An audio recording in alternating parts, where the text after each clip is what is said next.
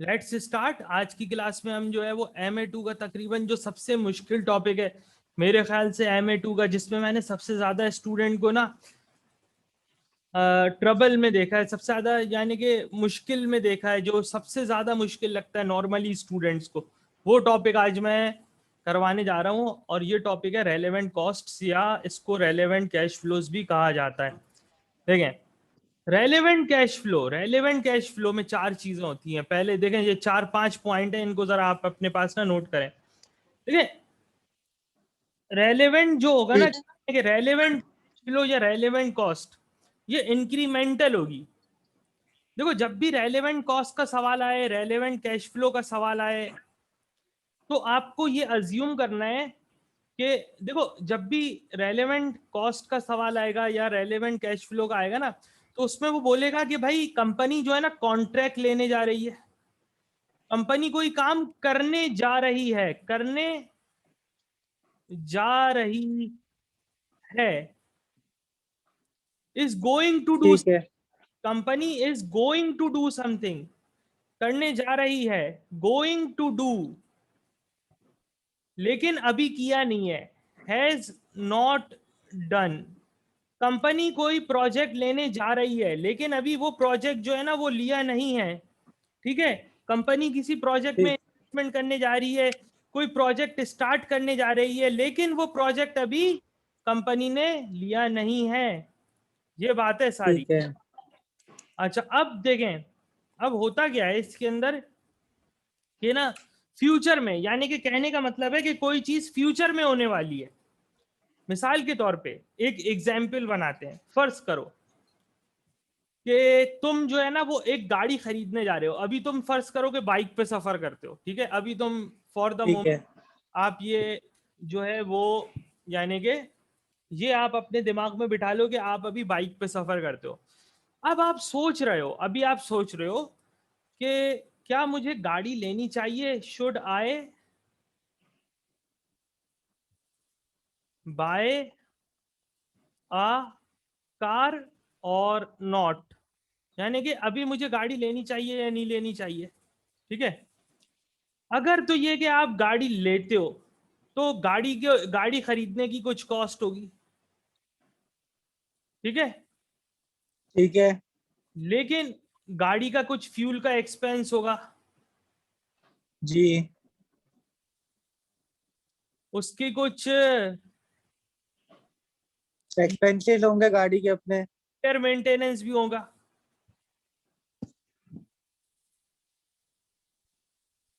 Repair maintenance होगा।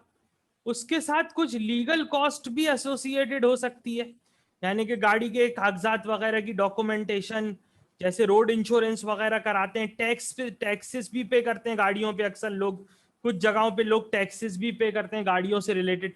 तो अच्छा, ये सारी कॉस्ट आपको क्या करनी पड़ेगी, ये सारी कॉस्ट आपको फ्यूचर में इनकर करनी पड़ेगी। ठीक है, देखो, तो अब गाड़ी को जब जब तुम गाड़ी खरीदोगे, कहने का मकसद है कि जब तुम गाड़ी खरीदोगे तो तुम्हारी कॉस्ट, कुछ कॉस्ट क्या होगी, इंक्रीज होगी, इंक्रीमेंटल, यानी कि कॉस्ट में या रेवेन्यूज में क्या होगा कि चेंज आएगा। तुम्हारे जो कैश फ्लोज हैं वो चेंज होंगे, यानी कि गाड़ी की वजह से एक कॉस्ट तुम्हारी बढ़ेगी, एक चेंज आएगा कॉस्ट में। समझ रहे हो मेरी बात? जी जी। तो रेलेवेंट कॉस्ट जो है ना वो इंक्रीमेंटल होती है। पहली बात, एक पॉइंट तो ये जहन में रख लो कि रेलेवेंट कॉस्ट इंक्रीमेंटल होती हैं, रेलेवेंट कॉस्ट फ्यूचर में होती है।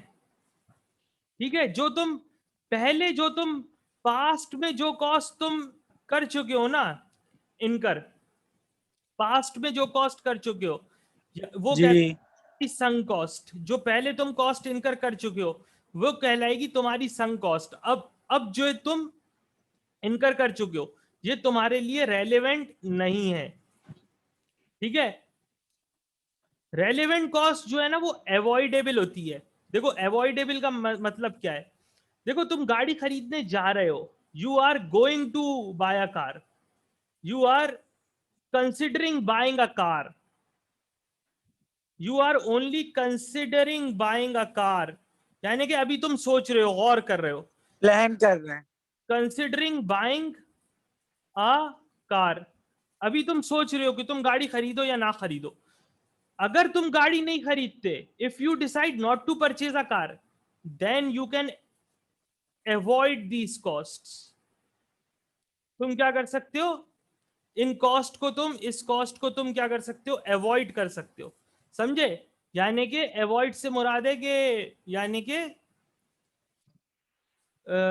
अवॉइड, अवॉइड का उर्दू में लफ्ज क्या होगा, यानी कि तुम इसको, इस कॉस्ट से तुम बच सकते हो, इसको तुम जो है वो क्या कहते हैं, जरूरी नहीं है कि तुम इसको इनकर करो, यानी कि अवॉइड करना, इससे पीछे छुड़ा सकते हो। अगर तुम डिसाइड करो कि भाई तुम्हारे पास दो ऑप्शन है, तुम गाड़ी खरीदो या ना खरीदो, अभी तुमने खरीदी नहीं है गाड़ी, तुम डिसाइड कर रहे हो, यानी कि फ्यूचर में होने जा रही है एक चीज, तुम अभी डिसाइड कर रहे हो, क्योंकि रेलेवेंट कॉस्ट फ्यूचर में होती है, तुम अभी डिसाइड कर रहे हो, you are in the process of deciding.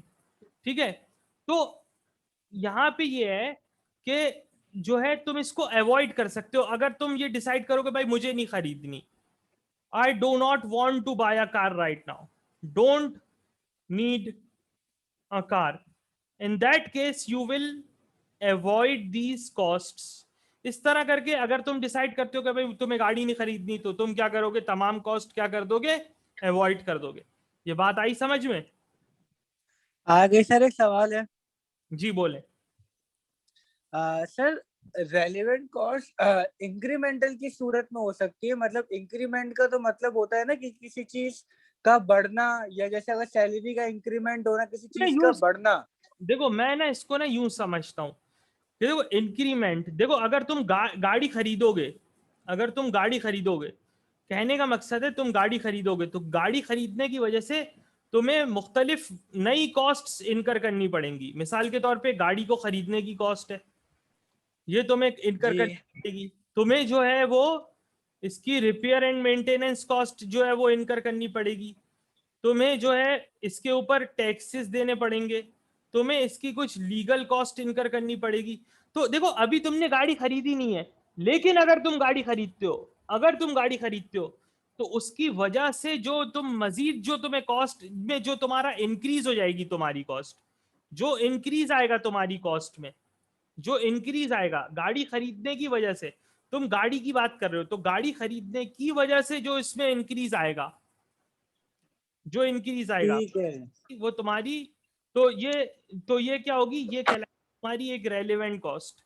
तो यानी कि कहने का मकसद ये कि रेलेवेंट कॉस्ट जो है ना वो इंक्रीमेंटल होती है। ठीक है? यानी कि रेलेवेंट ठीक कॉस्ट है सर। उससे कि जब तुम कोई डिसीजन लोगे, कोई डिसीजन लोगे, तो उसकी वजह से जो कॉस्ट तुम इनकर करोगे, देखो रेलेवेंट कॉस्ट का सवाल आता है तो सवाल इसी तरह से आता है कि भाई कंपनी किसी प्रोजेक्ट में इन्वेस्टमेंट करने जा रही है, ठीक है, अभी ठीक है। की नहीं है, अभी इन्वेस्टमेंट की नहीं है, ये इन्वेस्टमेंट कब होगी, फ्यूचर में इन्वेस्टमेंट होगी। तो अभी हम ये सोच रहे हैं कि इस इन्वेस्टमेंट की वजह से या इस प्रोजेक्ट की वजह से जो हमें कॉस्ट इनकर करनी पड़ेगी वो क्या होगी, वो हमारी कहलाएगी रेलेवेंट कॉस्ट। इस प्रोजेक्ट की वजह से जो हमें रेवेन्यूज होंगे वो हमारे जो है वो भी हमारे रेलेवेंट कैश फ्लोज में आ जाएंगे, वो भी हमारे लिए क्या होंगे, रेलेवेंट होंगे।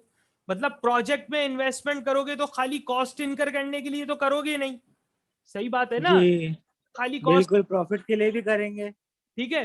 तो जो भी इंक्रीमेंटल यानी कि जो भी चेंजेस आएंगे, जो भी इंक्रीमेंट्स आएंगे, जो भी इंक्रीमेंट्स आएंगे रेवेन्यूज में और कॉस्ट्स में, वो सब क्या कहलाएंगे, वो इन अ क्यूमुलेटिव सेंस वो कहलाएंगे रेलेवेंट कैश फ्लोज। ये बात आई समझ में? यानी कि जो यस सर, आ गई। रेवेन्यूज में जो भी चेंजेस होंगे प्रोजेक्ट की वजह से, अभी कंपनी ने प्रोजेक्ट स्टार्ट किया नहीं है, अभी इन्वेस्टमेंट की नहीं है, अभी तुमने गाड़ी खरीदी नहीं है, तुम सोच रहे हो कि तुम गाड़ी खरीदोगे या नहीं खरीदोगे, तो तुम्हारे डिसीजन लेने की वजह से जो कॉस्ट इनकर होगी वो होगी रेलेवेंट कॉस्ट।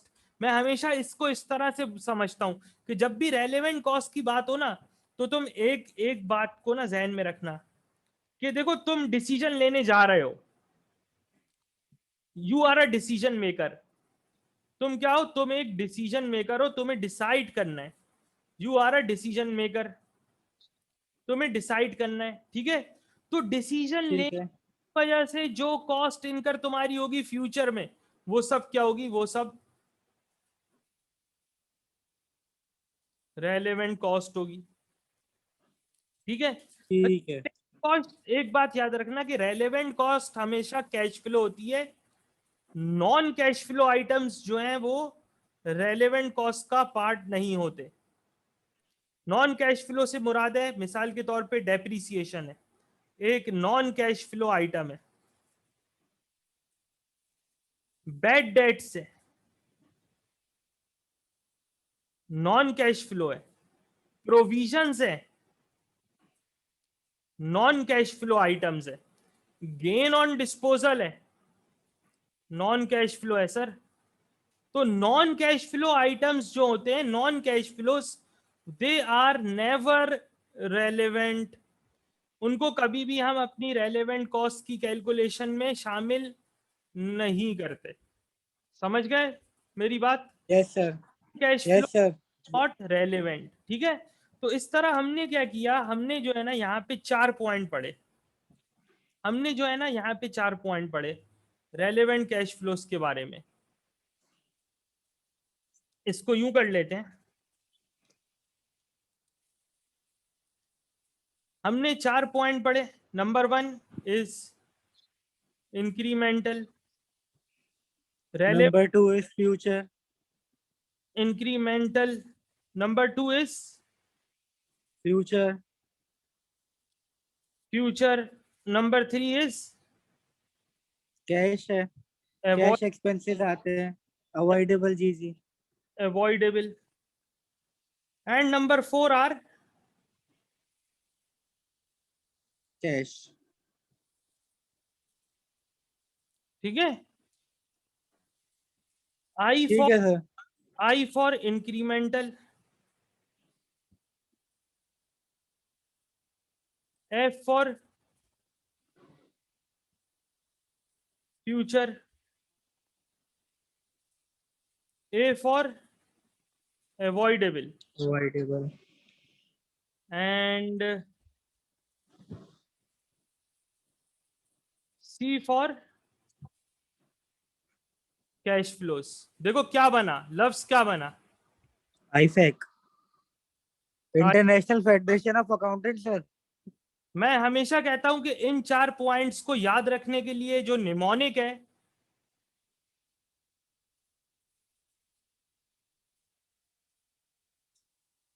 इस तरह से इसको using the mnemonic IFAC you can remember these 4 points about relevant costs. समझ गए मेरी बात? Yes sir. ये आया समझ में? ये मैंने खुद यस बनाया। सर। फैक, आई फैक, आई फैक से याद रखो इसको। आईफैक का वो भी तो, आईफैक तो उसका भी है ना sir, international Federation of accountant. ये इंटरनेशनल फेडरेशन ऑफ अकाउंटेंट से ना, जब भी रेलेवेंट कॉस्ट का चैप्टर आए ना, सवाल आए, तो ये 4 जी पॉइंट जी। आने के लिए, ये 4 पॉइंट जहन में लाने के लिए आई फैक को जहन में लाओ। ठीक है। निमोनिक है ये, निमोनिक है ये तरीका इसको याद रखने का। ठीक है सर। समझ गए? Yes sir. चलो आ-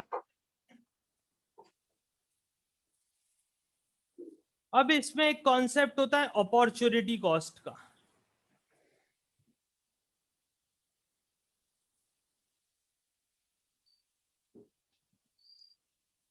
अपॉर्चुनिटी कॉस्ट का कॉन्सेप्ट होता है एक। ठीक है। देखो अपॉर्चुनिटी जी क्या होती है, अपॉर्चुनिटी कॉस्ट इकोनॉमिक्स एक कॉन्सेप्ट है, इकोनॉमिक्स का सब्जेक्ट होता है ना, इकोनॉमिक्स का कॉन्सेप्ट है ये।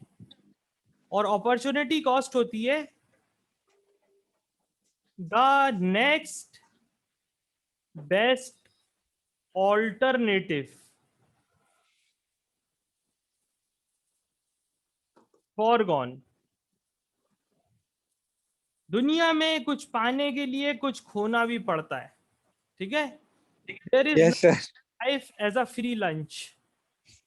अच्छा, मिसाल के तौर पे मुझे जो है ना, मैं हूं ना, मुझे मेरा एक बड़ा जबरदस्त शौक है और वो है गेमिंग का।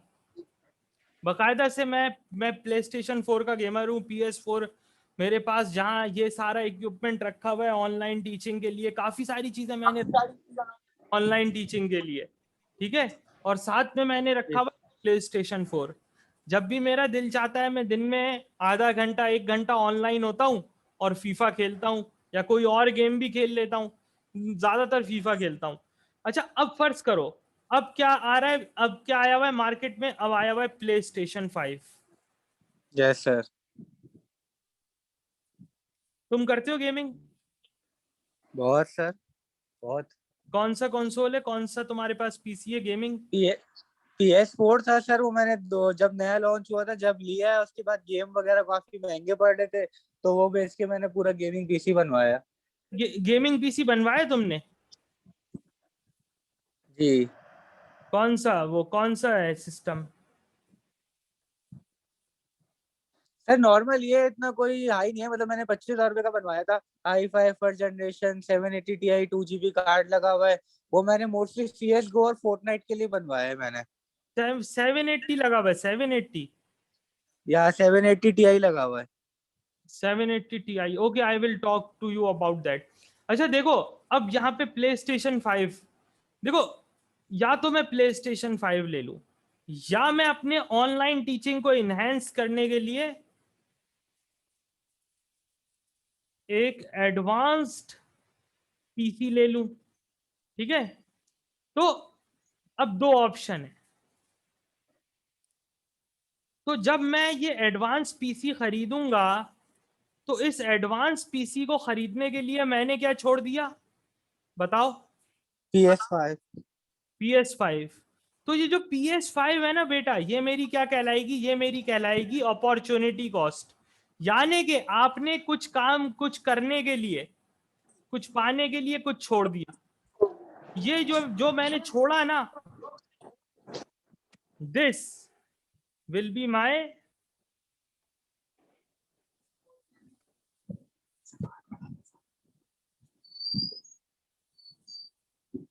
ये मेरी अपॉर्चुनिटी कॉस्ट क्या होगी, मेरी अपॉर्चुनिटी अपॉर्चुनिटी कॉस्ट। कॉस्ट। यह है समझ में? Yes sir. मेरी अपॉर्चुनिटी होगी, ठीक है, ये मेरी अपॉर्चुनिटी कॉस्ट होगी। कॉस्ट। देखो, नेक्स्ट बेस्ट ऑल्टरनेटिव फॉरगॉन, यानी कि हमने कुछ पाने के लिए जो हमने सबसे बेहतर जो चीज जो हमने छोड़ दी, वो हमारी क्या कहलाएगी, अपॉर्चुनिटी कॉस्ट कहलाएगी। मिसाल के तौर पे,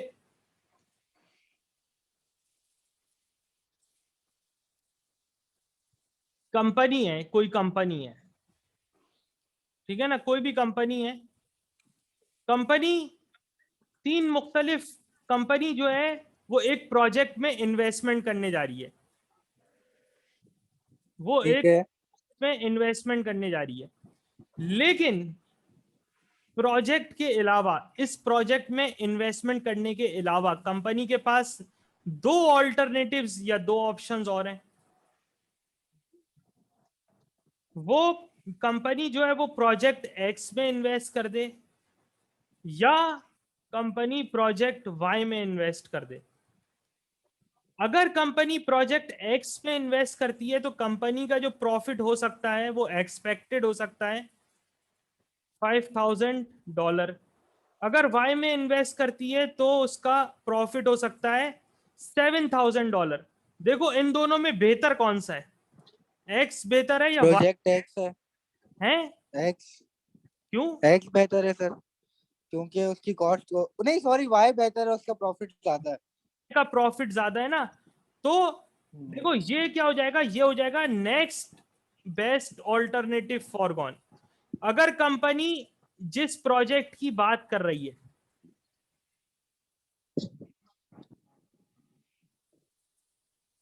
देखो इस प्रोजेक्ट के लिए अगर कंपनी इस प्रोजेक्ट के लिए ये वाला ऑप्शन छोड़ देती है तो ये बेहतर ऑप्शन है, इसमें प्रॉफिट ज्यादा है, इसमें बेनिफिट ज्यादा है, कंपनी का बेनिफिट ज्यादा है, बेनिफिट। ठीक है, इसमें बेनिफिट ज्यादा है, मोर benefit, here the benefit is greater. तो अगर यहां से छोड़ती है तो ये जो $7,000 है ना, ये कंपनी की क्या हो जाएगी, अपॉर्चुनिटी कॉस्ट हो जाएगी। सर ठीक है, 7,000 अपॉर्चुनिटी कॉस्ट होगी, ये 2,000 का जो प्रॉफिट हुआ है वो अपॉर्चुनिटी कॉस्ट होगी। 7,000, क्योंकि जो बेहतर ऑल्टरनेटिव जो आप छोड़ देते हो ना, जो आप बेहतर चीज जो आप छोड़ देते हो ना, वो आपकी अपॉर्चुनिटी कॉस्ट होती है। ये इसी में लोग इस तरह से कंफ्यूज हो जाते हैं, जैसे तुम अभी कंफ्यूज हो रहे हो ना, जैसे तुम अभी कंफ्यूज हो रहे हो ना, इस तरह से लोग इसमें कंफ्यूज हो जाते हैं।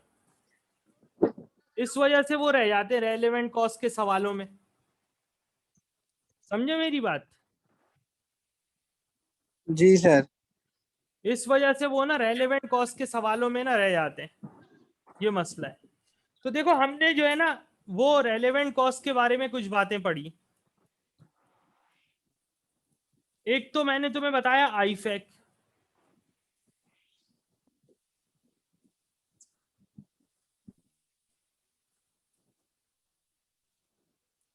ठीक है। इसके अलावा मैंने तुम्हें बताया ठीक है। एक कॉन्सेप्ट, एक इकोनॉमिक्स का कॉन्सेप्ट, ये इकोनॉमिस्ट्स का कॉन्सेप्ट है असल में,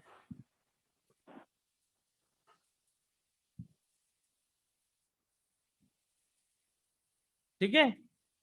तो ये हमने 4-5 पॉइंट मैंने तुम्हें इस तरह से, 4 पॉइंट तो ये हो गए, एक पॉइंट ये हो गया, तो 5 पॉइंट मैंने तुम्हें, की पॉइंट्स मैंने तुम्हें बताए हैं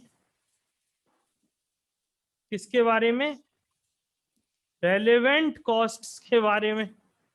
रेलेवेंट कॉस्ट। हाँ, ठीक है। तो जब भी रेलेवेंट कॉस्ट की बात आए ना, तो इन चीजों को जहन में लाना, तो सवाल, मेरा ख्याल है कि सवाल आसान होना शुरू हो जाएगा। पहले तो तुम ये याद रखो, पहले तो ये इन 5 पॉइंट्स को तुम याद रखो। अब जो मैं इससे आगे बताऊंगा ना, वो इससे और ज्यादा, बहुत ज्यादा मुश्किल है, ठीक है। तो ये मैं तुम्हें बता रहा हूं कि ये सबसे, यानी कि ये सबसे टफ एरिया है, ये सबसे टफ एरिया इसका, मैनेजमेंट अकाउंटिंग का। बहुत, यानी कि अच्छा खासा ये मुश्किल है, रेलेवेंट कॉस्ट, ठीक है। अच्छा, ये अभी इसके अंदर कोई सवाल, कोई चीज नहीं आई हो समझ में, तो आप ना यहाँ पे ना मुझसे ना पूछ सकते हो। नहीं सर, अब यही तो समझ आ गया है। बस आगे चलते हैं तो समझ थोड़ा सा और क्लियर हो जाएगा। अच्छा, चलो अभी आगे चलते हैं, यहाँ पे आओ, ठीक है। ये देखो,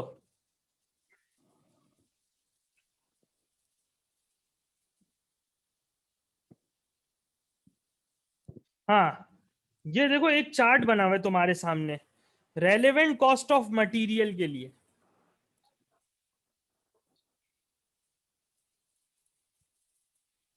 ये एक चार्ट बना हुआ है तुम्हारे सामने, किसके लिए, रेलेवेंट कॉस्ट ऑफ मटेरियल के लिए। इस चार्ट को देखो जरा,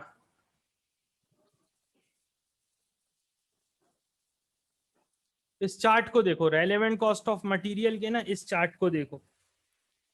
मैं 2 मिनट जी में, जी सर। ठीक है, बस मैं 2 मिनट में आ रहा हूँ, पानी पी के। यहाँ पे मैं म्यूट कर रहा हूँ, इसको देखो, इसको ना थोड़ा सा याद करने की कोशिश करो, ठीक है। इसको ना याद करने की कोशिश करो, ठीक है। म्यूट कर रहा हूँ यहाँ पे, इसको थोड़ा सा याद करने की कोशिश करो।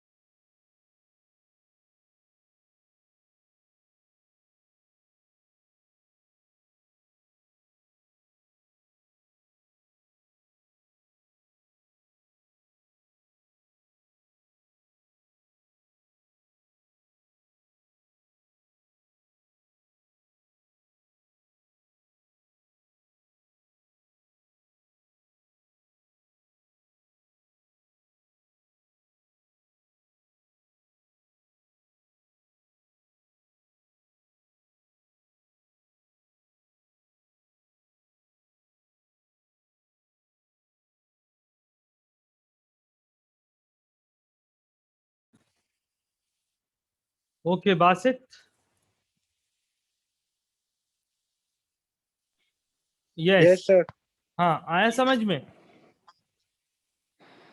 सर नहीं आया, हाँ बिल्कुल भी नहीं आया, थोड़ा बहुत आया है बस। हाँ देखो, अभी मैंने समझाया ही नहीं है तो समझ में कैसे आएगा? ठीक है। अच्छा देखो, जब हम मटेरियल की रेलेवेंट कॉस्ट डिसाइड करेंगे, मटेरियल की रेलेवेंट कॉस्ट जब हम डिसाइड करेंगे, तो पहली चीज हम देखेंगे कि क्या मटेरियल हमारे पास पहले से स्टॉक में मौजूद है। क्या मटेरियल पहले से स्टॉक में मौजूद है? अगर स्टॉक में मौजूद नहीं है तो हमें बाहर से ये मटेरियल क्या करना पड़ेगा? खरीदना पड़ेगा। तो खरीदना पड़ेगा तो खरीदने की जो कॉस्ट होगी वो हमारी रेलेवेंट कॉस्ट हो जाएगी। ठीक है ना? क्योंकि अभी हमारे पास मौजूद नहीं है, हमें पैसे देके बाहर से खरीदना पड़ेगा, तो वो रेलेवेंट कॉस्ट हो जाएगी। ठीक है।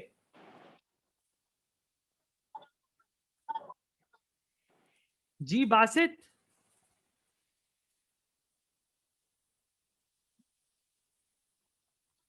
बासित जी आप, जी सर, सुन रहा हूँ। ठीक है। तो देखो, अब इस इधर ना डिसीजन मेकिंग करनी है आपको इस चार्ट की मदद से, इस डायग्राम की मदद से। अगर मटेरियल मौजूद नहीं है तो आप बाहर से खरीदोगे, तो जो आप बाहर से खरीदने की जो कॉस्ट होगी ना, वो आपकी रेलेवेंट कॉस्ट हो जाएगी। अच्छा यहाँ पे ये बता दूं कि ये ठीक है। रिप्लेसमेंट कॉस्ट भी कहलाती है। ठीक है, सवाल में रिप्लेसमेंट अगर हम कॉन्ट्रैक्ट करेंगे बाहर से, है, क्या बोल रहे हो? अगर कॉन्ट्रैक्ट करेंगे बाहर से खरीदने के लिए, ये तो छोड़, होगी ना वो रिप्लेसमेंट कॉस्ट हमारी। कॉन्ट्रैक्टेड टू बाय बाय ये छोड़ दो तुम। बस तुम ये देखो कि क्या तुम्हारे पास स्टॉक में मौजूद है या नहीं है। अगर इन्वेंट्री में मौजूद नहीं है, अगर इन्वेंट्री में मौजूद नहीं है, तो जो तुम्हारी जो कॉस्ट होगी ना बाहर से खरीदने की, वो तुम्हारी रेलेवेंट कॉस्ट हो जाएगी। इसको हम रिप्लेसमेंट कॉस्ट भी कहते हैं, सवाल में रिप्लेसमेंट कॉस्ट के नाम से आएगा। समझ गए मेरी बात? ठीक है सर। ठीक है। देखो, तो अगर अगर मटेरियल इन्वेंट्री में मौजूद नहीं है तो इतना मसला नहीं है। हाँ लेकिन अगर मटेरियल पहले से पड़ा हुआ है, इन्वेंट्री में पड़ा हुआ है, पहले से पड़ा हुआ है, ठीक है, तो हम दो चीजें देखेंगे। क्या रेगुलर इस्तेमाल होता है? क्या रेगुलर इस्तेमाल होता है? अगर रेगुलर इस्तेमाल होता है तो भी इसकी जो रेलेवेंट कॉस्ट होगी ना, वो ये वाली हो जाएगी, रिप्लेसमेंट कॉस्ट, परचेज कॉस्ट, यानी कि जिससे हम बाहर से खरीदेंगे। ये रूल है। ठीक है, तो देखो, अगर स्टॉक में मौजूद नहीं है तो इसकी जो रेलेवेंट कॉस्ट होगी वो क्या हो जाएगी? रिप्लेसमेंट कॉस्ट हो जाएगी, यानी कि जो हम तुम बाहर से खरीदोगे मटेरियल।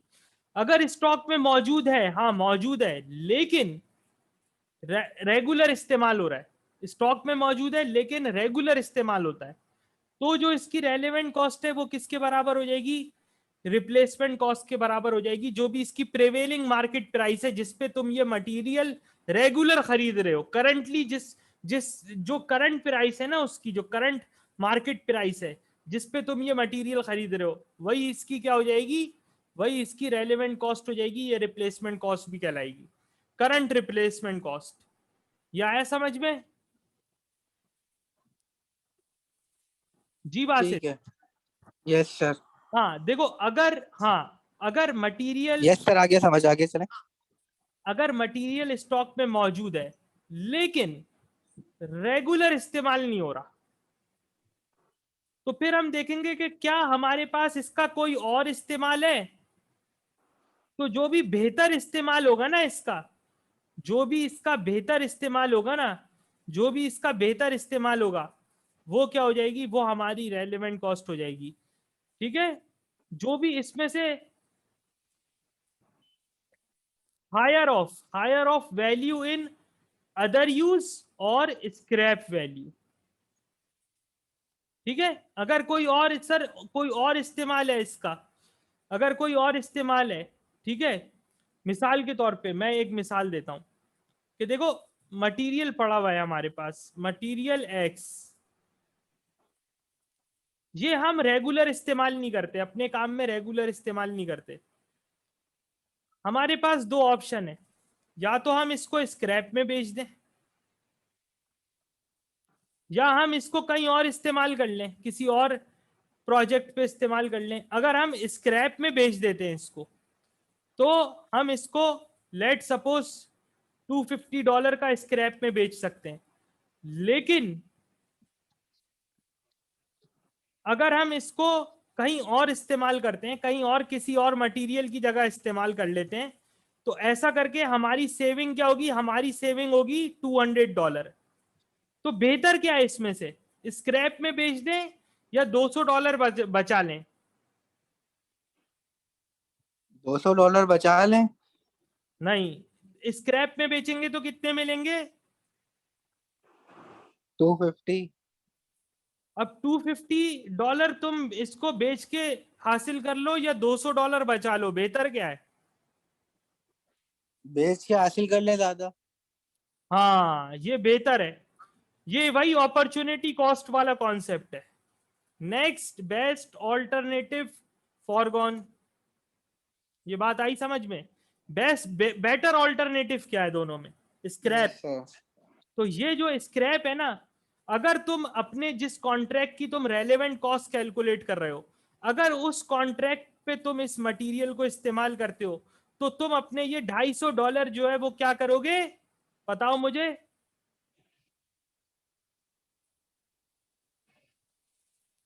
तो ये तो बचा लेंगे ना सर, ज्यादा हो जाए, ज्यादा आ जाएंगे हमारे पास। देखो, रेलेवेंट कॉस्ट का सवाल आया, रेलेवेंट कॉस्ट का ना क्वेश्चन आया तुम्हारे पास, ठीक है? अब उसमें लिखा हुआ है कि कंपनी एक प्रोजेक्ट को ना एक कॉन्ट्रैक्ट मिल रहा है कंपनी को, एक कॉन्ट्रैक्ट मिल रहा है, ठीक है, एक कॉन्ट्रैक्ट मिल रहा है कंपनी को। कंपनी के पास एक मटेरियल पड़ा हुआ है,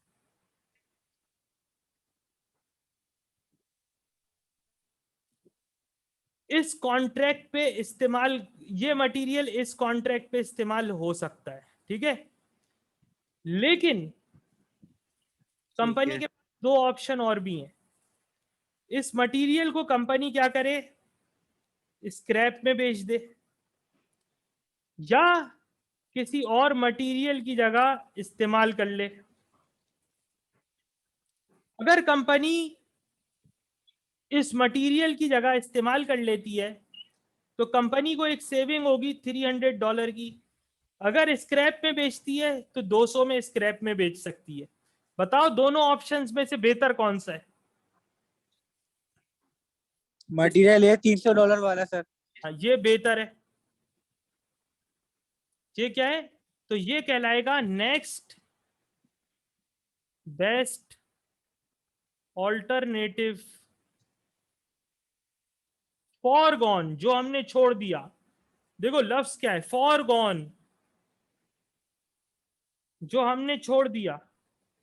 तो ये क्या है, ये हमारी, तो अब इसमें जो है, अगर हम ये कॉन्ट्रैक्ट ले लेते हैं, जो सवाल में दिया गया कि कंपनी एक कॉन्ट्रैक्ट लेने जा रही है, अगर हम ये कॉन्ट्रैक्ट, इस कॉन्ट्रैक्ट पे इस मटेरियल को इस्तेमाल करते हैं जो हमारे पास पड़ा हुआ है, तो हमने इस कॉन्ट्रैक्ट को हासिल करने के लिए क्या खोया?